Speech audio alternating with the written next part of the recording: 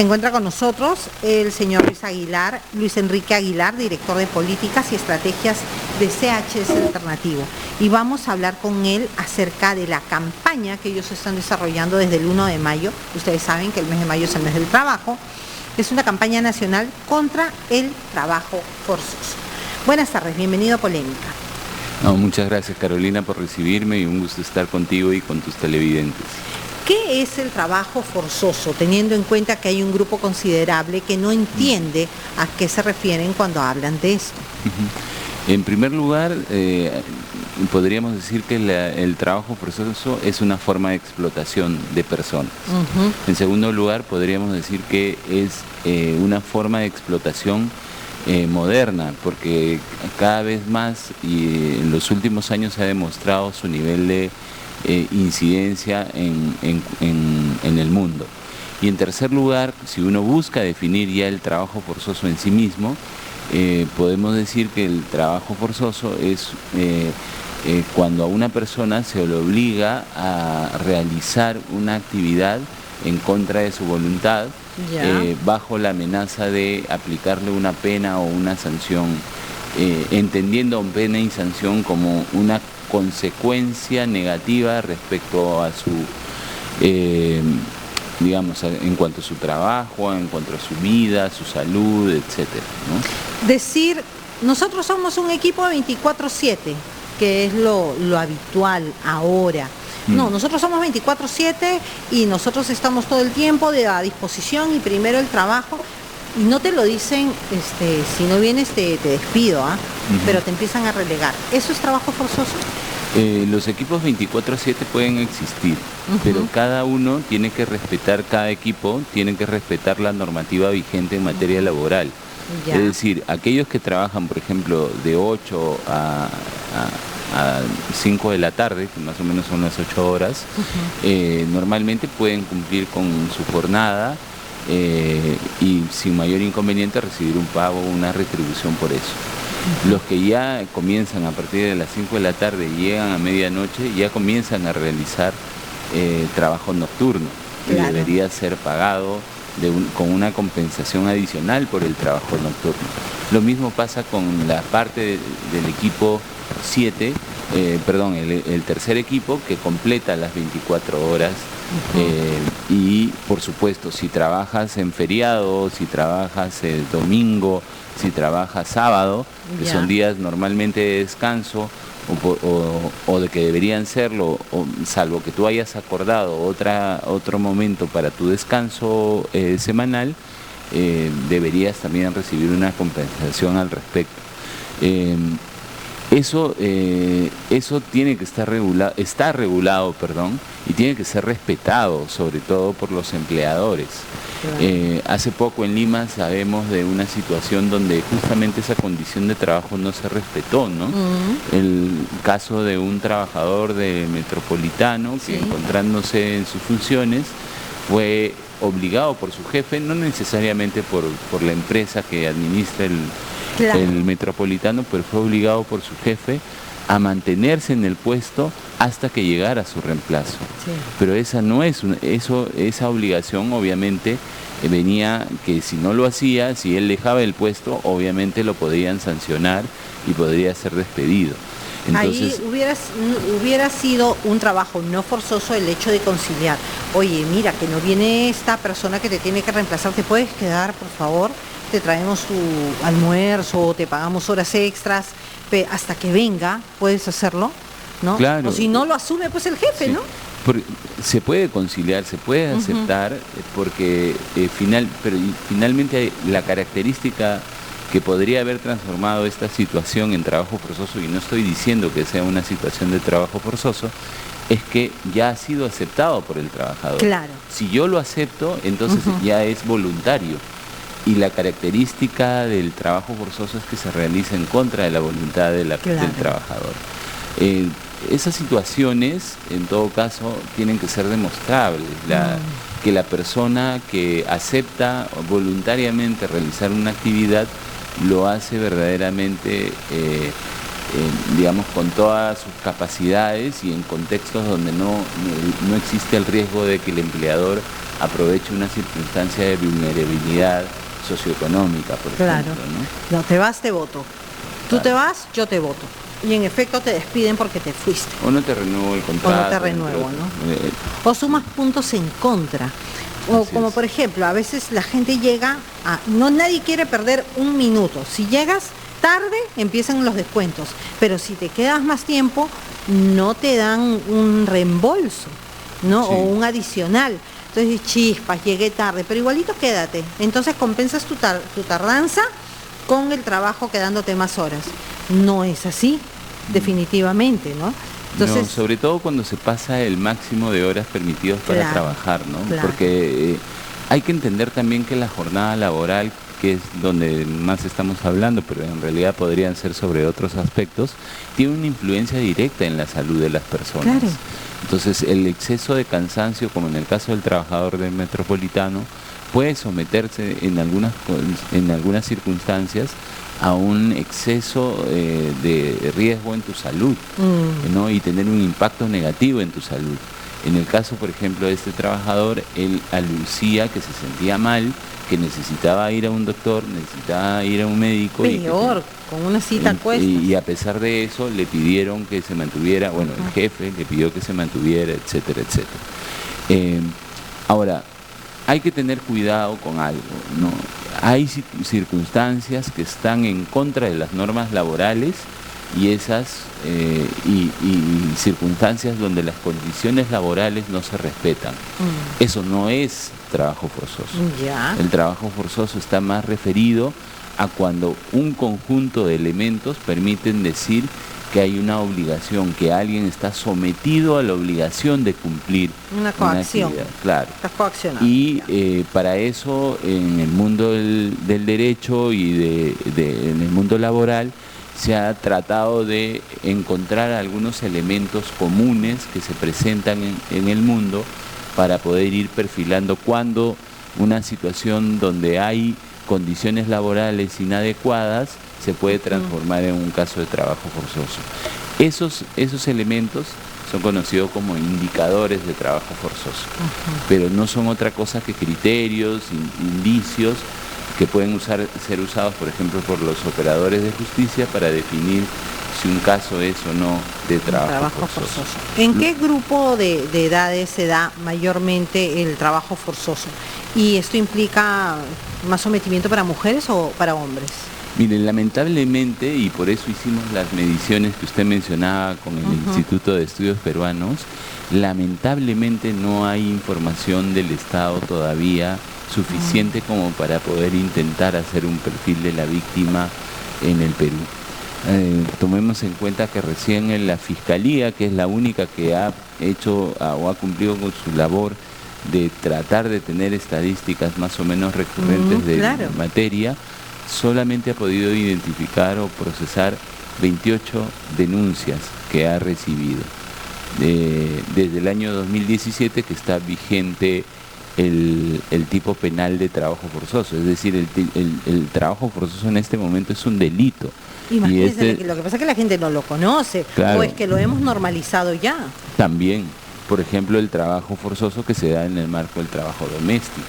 Es decir, una menor de edad, entre 14, 15 años, los famosos madrinazgos y padrinazgos, que suelen ser mecanismo de captación para víctimas de trata, pero que cuando se configura o materializa la explotación ya son casos, entre otros, de trabajo forzoso. Entonces, de ahí la sentencia es mayor, inclusive. ¿Que vendría a ser como una especie de el trabajo forzoso agravante para la trata? Al revés. Al revés. El hecho de que una persona sea explotada bajo trabajo forzoso y que el caso provenga de un caso de trata,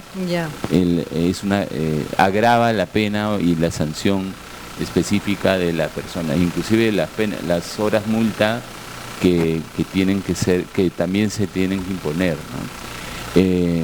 Pero volviendo al tema de las cifras y de la estadística y sobre todo de lo que me preguntaba, que era el perfil de la víctima, necesitamos todavía más información al respecto. El mundo en general ha dicho que las características de prevalencia están sobre todo más que en menores de edad, en las personas jóvenes, porque son las que inician a veces con 16, 17, 18 años, claro, su incorporación en la población económicamente activa y por lo tanto sus experiencias laborales. En mi época lo llamaban el derecho de piso. El derecho de piso, y tenías que hacer todo. Todavía lo llaman así. Y todavía, no, pero ahora les dicen pulpines, ¿no? Los pulpines no tienen nada, los pulpines. Entonces, sí, tampoco es así. Y no es que no tengan nada. Sí, tienen derecho. Si uno ve la normativa vigente en el Perú, las prácticas profesionales, las prácticas técnicas, los voluntariados, todo tiene una normativa y en algunos casos con retribución económica inclusive. Entonces, en algún momento se generó la distorsión que pagar el derecho a piso o el hecho de ser un pulpín prácticamente te sometía a la voluntad de la persona y que tenías que estar agradecido. No, sí, probablemente tienes que estar agradecido por el que te recibe en su empresa y te da la oportunidad de aprender una labor, un oficio o una profesión. Pero eso no quiere decir que eso sea sin una retribución de por medio, por un lado, o dos, sometido a cualquier condición de trabajo. Claro, y además que no es del todo unilateral el asunto, ¿no? Porque si bien un empleador te contrata, uno responde con trabajo. Entonces eso también tiene que ser valorado, eso hay que tenerlo muy en cuenta. Lo que pasa es que también en nuestro país hay mucha informalidad. Así es. Bastante informalidad, y ya hay un aprendizaje, la gente está concientizada o normaliza este tipo de abusos laborales. Y aparte que no conoce la ley también, ¿no? Efectivamente, yo creo que hay dos procesos que en este momento han hecho que ese 72 a 75% de población económicamente activa que realiza actividades individualmente o independientemente o bajo una subordinación a un tercero, deben haber aumentado, ¿no? Por un lado está la pandemia, también, ¿no? Que golpeó duro el mercado laboral y que por lo tanto ha hecho que se reduzca de manera muy importante, y ahorita muchos estamos aceptando muchas labores, inclusive que nos colocan en un nivel de subempleo, ¿no?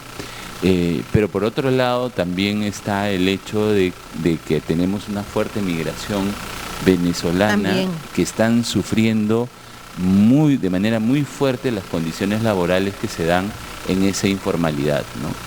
El trabajo forzoso, es cierto, también se puede presentar en las actividades formales y con empresas formales, pero yo me animaría a decir que estamos en casos verdaderamente, digamos, menores, ¿no? O sea, no con la recurrencia que se da en el ámbito laboral informal, porque finalmente hay una serie de controles que a veces funcionan bien, a veces no funcionan tan bien, pero que obligan a las empresas a tener que cumplir con determinados estándares, ¿no? Acá en Loreto, el mundo informal. El informal es terrible. Acá en Loreto tenemos una calle muy comercial que es el Jirón Próspero. Y en el Jirón Próspero podemos ver en realidad cuánto maltrato laboral hay. Y es lamentable, ¿no? No sé qué se puede hacer al respecto. ¿Ustedes han recogido, han levantado información al respecto? No puedo adelantar respuestas sobre pero sí eso. lo están haciendo. En general yo le puedo decir que estamos haciendo investigaciones periodísticas en las regiones donde estamos interviniendo, Cusco, Loreto y Perú, y Lima, perdón. El centralismo ¿no? A veces nos gana, creo. Se le salió. Sí, está internalizado y a veces uno ni se da cuenta, ¿no? A pesar de que no soy de Lima. Pero sí estamos haciendo investigaciones periodísticas y vamos a ver qué resultados tenemos, ¿no? Ahora, quisiera insistir en un punto. Una cosa es malas condiciones de trabajo, un pago inadecuado, no pago de horas extras, etcétera, y otra cosa es trabajo forzoso. Claro, pero en el camino vamos claro, si es que esas situaciones puedan ser indicios de trabajo forzoso, sí, En muchos casos es así, claro, pero no quiere decir necesariamente que una cosa lleve a la otra. Eso creo que es importante decirlo porque tampoco se trata de desinformar a las televidentes y los televidentes, ¿no? Pero es importante que entiendan que sí existe y que hay una penalidad y que se puede denunciar. Pero ¿a dónde se puede denunciar? Sí, en primer lugar, insisto en lo que has mencionado, es decir, hay una penalidad y creo que la primera persona a la que llamaría la atención a preocuparse por este tema es a aquel que puede cometer el delito, es decir, al empleador, al empresario o a la familia que tiene a una persona trabajando en el servicio doméstico, por ejemplo. Preocúpense por saber un poquito más del trabajo forzoso para evitar futuras sanciones o futuras denuncias. Yo creo que esa labor preventiva, más que para las propias víctimas, es para el empleador o los posibles empleadores. Como dicen, guerra avisada no mata gente, ¿no? Pero hay gente que pueda ser víctima del trabajo forzoso o gente que no es víctima pero que tiene la duda y que lo puede y que denunciar. quiere saber, yo seré víctima de trabajo forzoso, a lo mejor no, a lo mejor sí, ya me cansé, quiero denunciar, qué tal abuso, porque también llega el tope, ¿no? Sí. La gente llega al tope y cuando a veces ocurre eso, que se llegó al tope, recién se habla. Sí, no, de hecho, eso era lo que quería decir a continuación, es decir, es la posibilidad, para aquella persona que se sienta en una situación de trabajo forzoso o que conozca de una situación que le parece puede ser de trabajo forzoso, puede ir directamente desde la comisaría de su localidad y en el caso acá de Iquitos a la Fiscalía Especializada de Trata de Personas y Delitos Conexos, que tiene competencia específica sobre trabajo forzoso. Ahí la doctora Paola Hitcher y su equipo, estoy seguro que brindarán la atención y también le dirán en algunos casos que de repente no estamos ante una situación de trabajo forzoso.